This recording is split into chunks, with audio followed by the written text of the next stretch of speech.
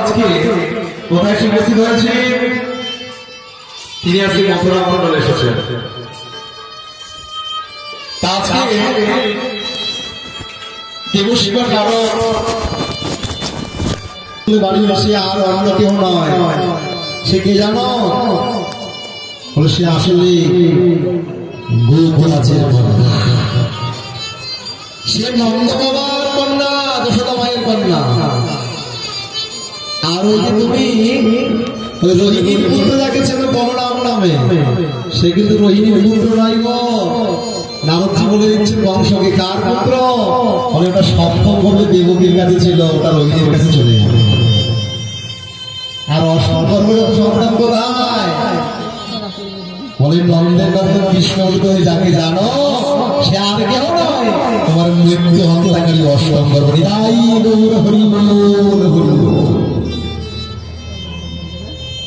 এমন সময় কি বলছেন? তো তুমি যত তাড়াতাড়ি সম্ভব দেবশিবা নারদ কংসকে বলছেন যে মহারাজ কংস, তুমি যত তাড়াতাড়ি সম্ভব কৃষ্ণ এবং বলরামকে তুমি বৃন্দাবন থেকে মথুরায় নিয়ে এসো।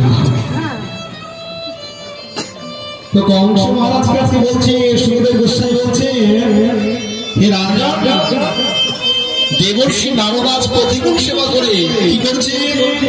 বলে ব্রজলীলা সমাপ্তি করে মথুরা লীলার যেন শুভ উন্মোচন করেছে।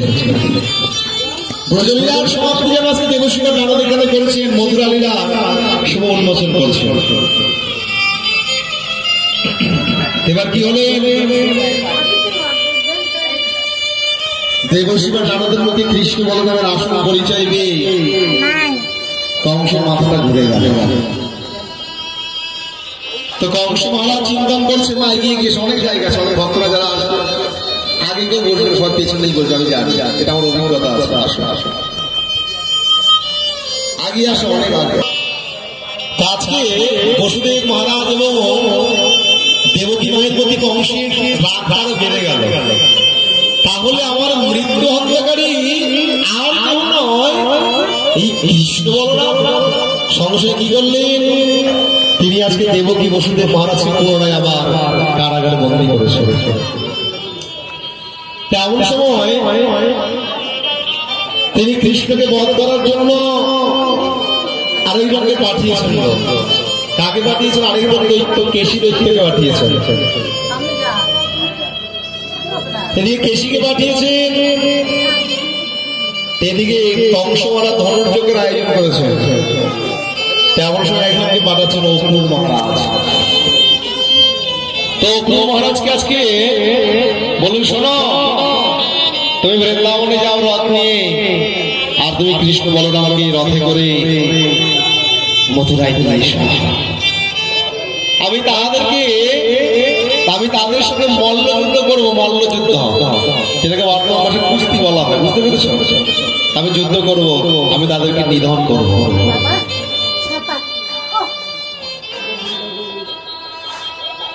তাতে কংস মহারাজ এমন বলছে, অগ্নি মহারাজ হাসছে, অগ্নি মহারাজ হাসছে। তাতে কংস মহারাজ বলছে, অগ্নি মহারাজ বলতে লাগলে, হে কংস মহারাজ, তুমি নিজ মৃত্যু নিবারণের জন্য যে ব্যবস্থা করেছ, তুমি নিজ মৃত্যু নিবারণের ব্যবস্থা করেছ, বলে একদম উপযুক্ত ব্যবস্থা করেছে। তবে বিশেষ উপযুক্ত হয়েছে বটে, বলে তথাপি কার্যের সিদ্ধি অসীম অতুল্য করা উচিত। কেন? বলে চেষ্টা তুমি করতে পারো, কিন্তু দৈবই ফলদান করবে। তোমার ইচ্ছা হবে না, দৈবই ফলদান করবে। এবার কি হলো? কেশী দৈত্য বৃন্দাবনে এসেছে। এইবার পেছনে একটু বস্ত্র দিয়ে দাও, পিসিমণি ঘরে থাকলে আরো ভক্তরা আসছে। তো সুন্দর বসে এবার বলছে, আস্তে আস্তে কথা, যে যার মতো সে বসে যাও। পেছনে আমি বস্তার ব্যবস্থা করে দাও। আজকে বিশাল ঘোড়ার ধারণ করে কেশি দেখতে এসেছেন বৃন্দাবনে। এসে কি করলেন? আজকে কেশি দৈত্য বৃন্দাবনে উৎপাত শুরু করেছে।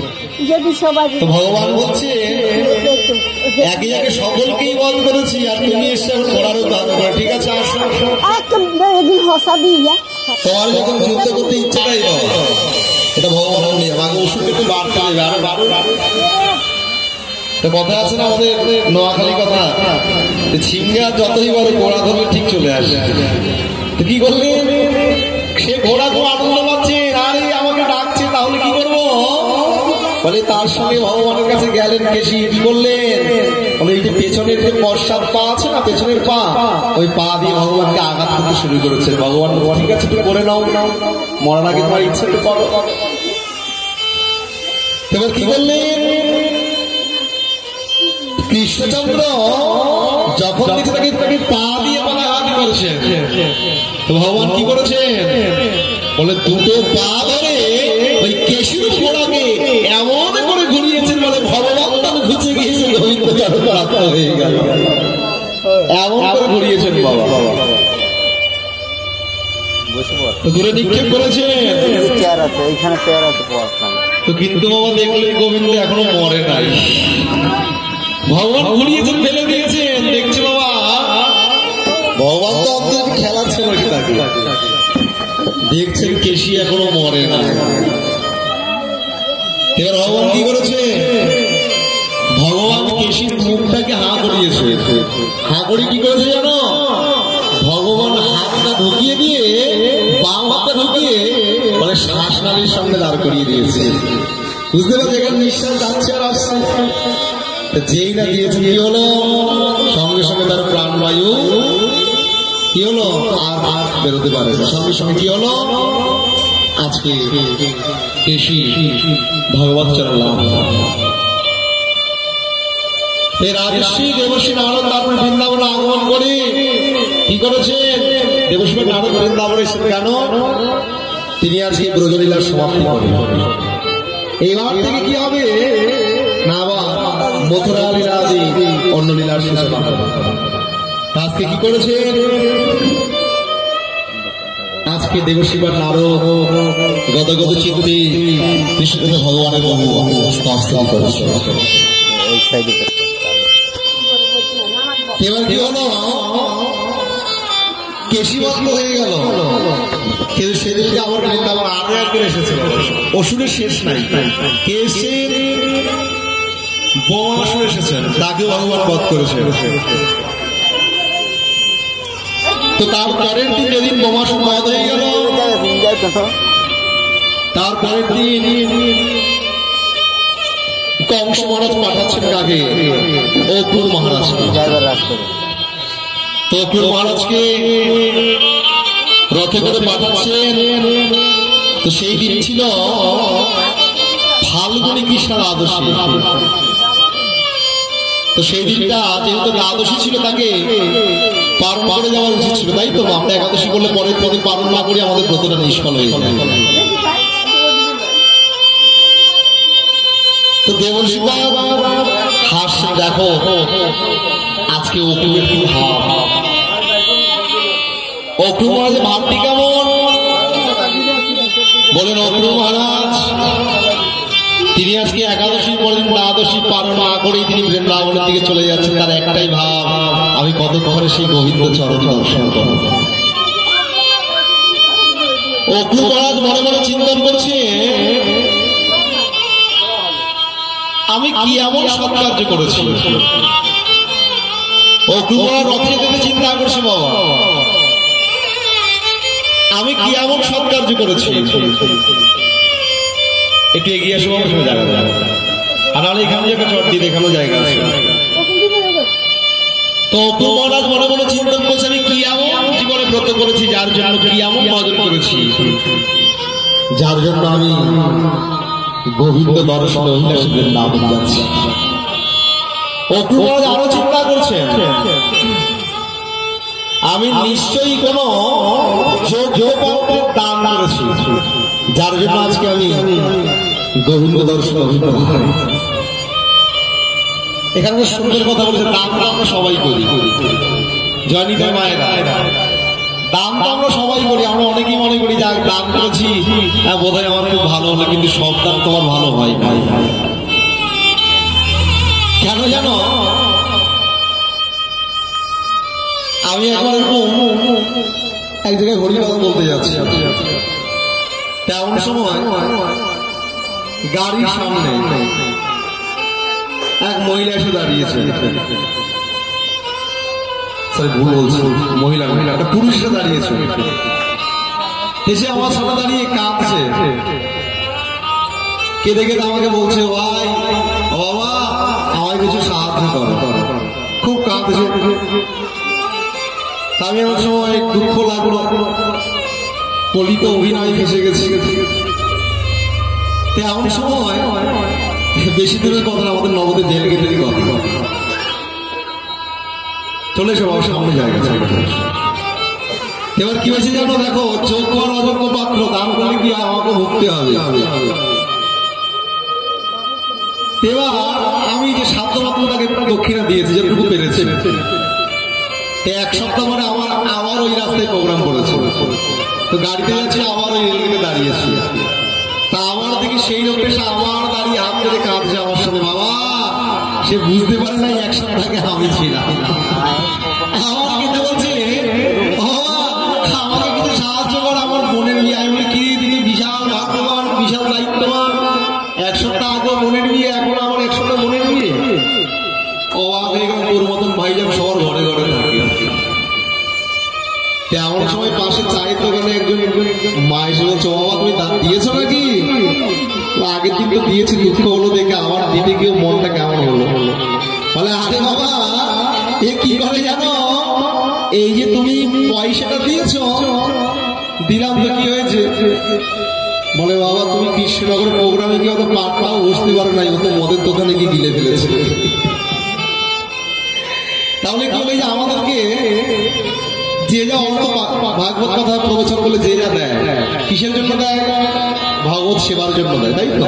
বৈষ্ণব সাধু ভক্তি কিসের জন্য দেয়? ভাগবত সেবার জন্য, গিরিরাজ সেবার জন্য দেয়। তো সেই সেবার উদ্দেশ্যে অর্থ দিয়েছেন আমাকে। তো সেই অর্থটা আমি যোগ্য অযোগ্য বিচার না করে দিয়েছি, কি হলো? তিনি যে সুরাপান করেছে সেই পাপটাও তিনি কিছুটা হলে আমি অনাবৃত ভাবে আমিও দিয়েছি। এই জন্য দান করবে বাবা, সৎ পাত্রে দান করো, সৎ পাত্রে দান করো, সৎ পাত্রে দান করতে হবে। বৈষ্ণব সাধুকে মহারাজকে দান করো, কেন? তারা তোমার এই অর্থটা নিয়ে কি করবে? গোবিন্দ সেবায় লাগিয়ে দেবে। সাধু সর্বদাই গোবিন্দ সেবায় লাগিয়ে দেয়। তবে সাধুর কৃপা কেমন জানো? বলে সাধুর কৃপা কেমন জানো? বলে একজন সাধু তিনি প্রতিদিন হরিনাম করে, আর সেই গ্রামে একজন ধনী ব্যক্তি, তিনি সারাদিন অনেক পরিশ্রম করেছেন। পরিশ্রম করে তিনি একটা সুন্দর বাগান বাড়ি তৈরি করেছেন, অনেক গাছ টুকুর লাগিয়েছেন। তেমন সময় তিনি তার শেষ জীবনের ইচ্ছা ওই বাগান বাড়িটা তিনি জীবনটা সুন্দর পরিবেশ, পুকুর আছে, সব ফল গাছ আছে, তিনি কাটাবেন। তো বৈশাখ মাস কি হয়, আম হয়েছে গাছে, শান্তি নাই আম হওয়ার ফলে। বাগান বাড়ি সাজিয়েছেন, আম হয়েছে গাছে, শান্তি নাই। কেন জানো? রাত্রিবেলা ঘুমোতে পারে না। কিসের জন্য জানো? ওই পাড়ার ছেলেগুলো খুব বদমাইশ, পাঁচিল দিয়েছে, পাঁচিল টপকে আম ধরে রাত্রিবেলায় নিয়ে চলে যাবে। সকাল হয়, ঘুমোতে পারে না, সারা বসে বসে পাহারা দিতে হয়। বাবা আম হয়েছে তো লোকে নিয়ে যায়। তিনি সারা ধরে পাহারা দেয়, ঘুমোতেই পারেন না। একদিন প্রভাতকালে একজন সাধু তিনি 3 দিনকে ভ্রমণ করেন। আজকে সেই বাড়ির সামনে দিয়ে যাচ্ছে, সকাল হয়েছে, তিনি মনে মনে চিন্তন করে, বেলা তো হয়ে গেল, যদি গিরিরাজকে কিছু ভোগ লাগানো যেত খুব ভালো হতো। আমার মঙ্গলা যদি কিছু দিতাম ভালো হতো, দেখবেন বেশ আম গাছে পাকা পাকা আম হয়ে আছে। তাকে সাধু পাকা হলে কি হয়, বিষয় যে বুঝে যায়। এমন সময় তিনি সেই গাড়ির দাম লাগাতে কাউকে বিশ্বাস করেন না, এতটা বিষয়